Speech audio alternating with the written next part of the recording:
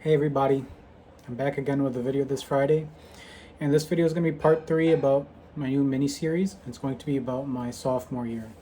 So to start off with, I definitely have to say that sophomore year was my hardest year out of all of undergraduate. I was taking the hardest classes at that point. Well, they weren't the hardest classes, but it was the hardest um, combination, I'd say. So the first semester I was taking orgo, physics, calculus, and biostats. So these are all math heavy and science heavy classes, and I really don't like math. Um, I really, really don't like math. I was always so horrible at it.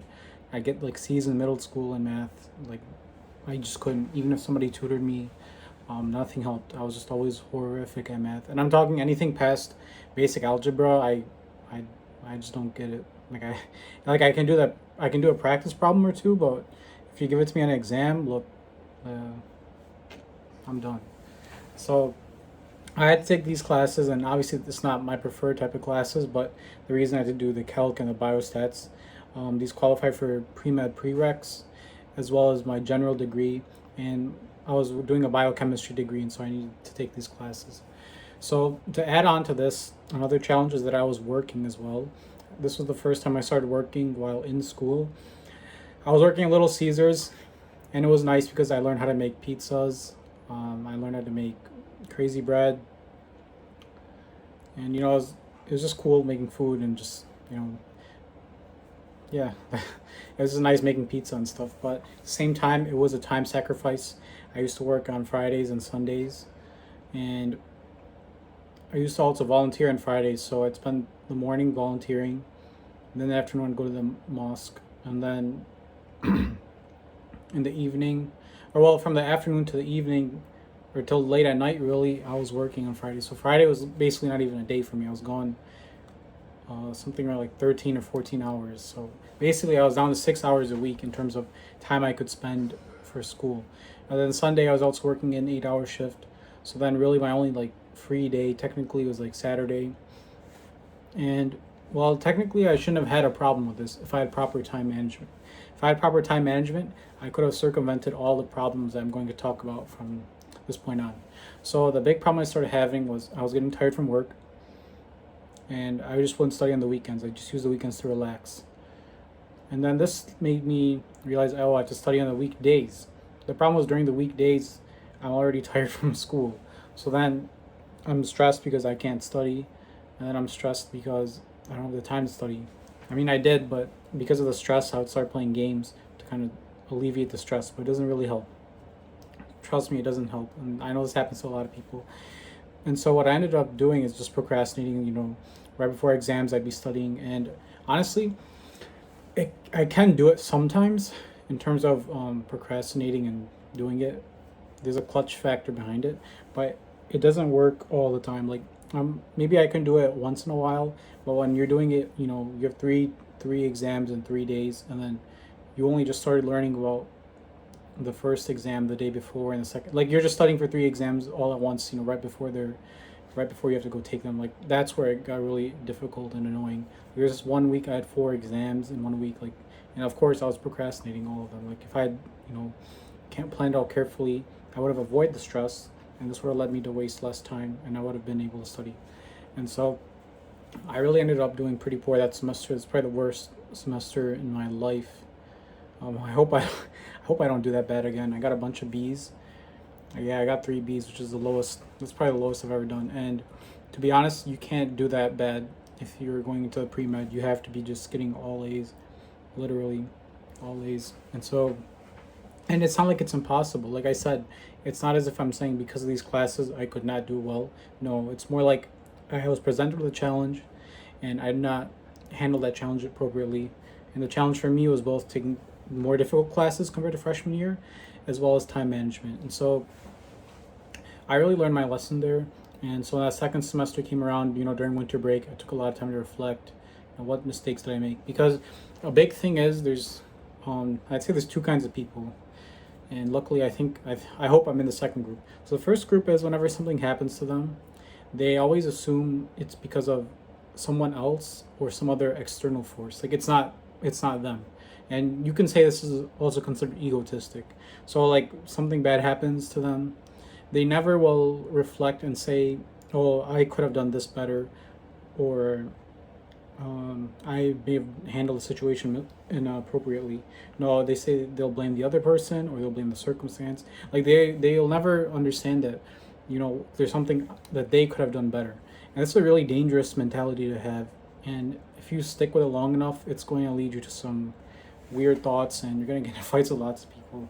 And so you'll actually learn about that in the MCAT. It's actually part of the exam, a personality trait. Second type of people, this is what you want to strive to be. Every time there's a mistake in your life, these people, and obviously not every single mistake in your life will be due to your mistake. Like if you get into a car crash and somebody else is driving and they crash, like, is that your fault? No, because you weren't driving. But you kind of get my point. There's no need to be a smart aleck about this.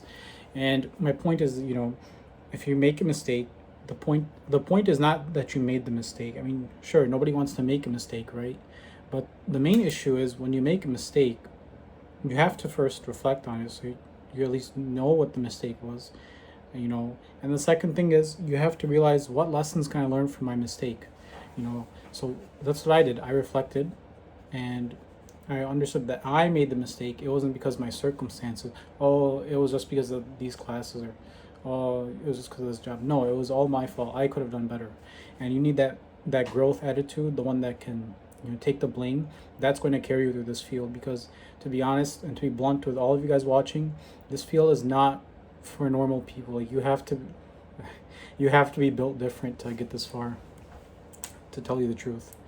And so that's what I did. And the second semester came around, I did decide to do a tutoring job instead. I had a little bit more flexible hours, and I started doing tutoring in general chemistry. So that's a class that typically you're going to take freshman year. So I didn't really have to learn anything new. I already knew the material.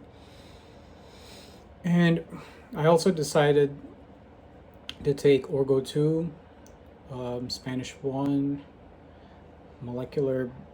cellular biology, and I'm trying to remember what the fourth class was. Yes, women and gender studies. Now, obviously, it sounds like a lot less of a course load, but to be honest, it was kind of the same. Spanish was definitely easier because I had a very easy teacher, but the other three classes, I definitely had to study a lot still. So this time I kind of realized I can't repeat my mistakes. And what happened last semester really kind of haunted me into this semester. And I really decided to double down on studying. I always try to keep in touch with my friends to keep me accountable, kind of. And I really did pay off. My study habits changed, my grades went up, and I was happy that I didn't just brush off that first semester. Whatever, it wasn't my fault. But no, I took criticism on myself, and I changed, and I'm really happy about that. So to add on a little bit more, during the summer semester of that year, I ended up doing research as well. And so a big thing about being pre-med is you're trying to find research. A lot of people have it on their application, and it's the most competitive application. Most competitive applicants will undoubtedly have research done in the lab. I'd say something like maybe 90% of students have done research in the lab. And obviously it'd be nice if you can find research that's fun and interesting for you to do, but sometimes they may not be the case depending on the school, the teachers, the staff, whatever you have at your school. And so what I ended up doing was contacting a bunch of professors from my school, even ones I didn't take classes with, and just out of hope that maybe one of them will say, hey, we'd like to give you a position in our lab. And so I emailed me 20 of them, which is quite a lot.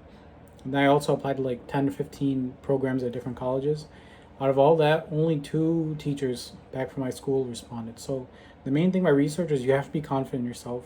Don't think, oh, I'm not going to apply because this sounds different. Like, you're going to have to do it. And second of all, don't be dismayed by people rejecting you. Because a big thing in life that when you are trying to do something and you're trying to ask other people for that thing, 99% of them will reject you and 1% will accept you. So if you keep getting rejected, you just have to keep going. You can't just assume, oh, I'm just not going to find a lab then, I guess. No, you have to keep going. There's always going to be that one person, that one group, whatever, that's going to accept you. You just have to get through the other 99%. It's out there. Because all it takes is one professor, one lab to accept you, and there you go. You're in a research lab. And so, obviously, another way is if you know a professor does research, you end up taking his class, and you have a good relationship with him, then of course they'll let you do research in his lab just because he likes you and he knows you from before. So that's kind of it. That's all I want to talk about in this video about my sophomore year. Hope you guys found this video informative, and I just want to say thank you for watching, and I'll see you guys next week. Peace out.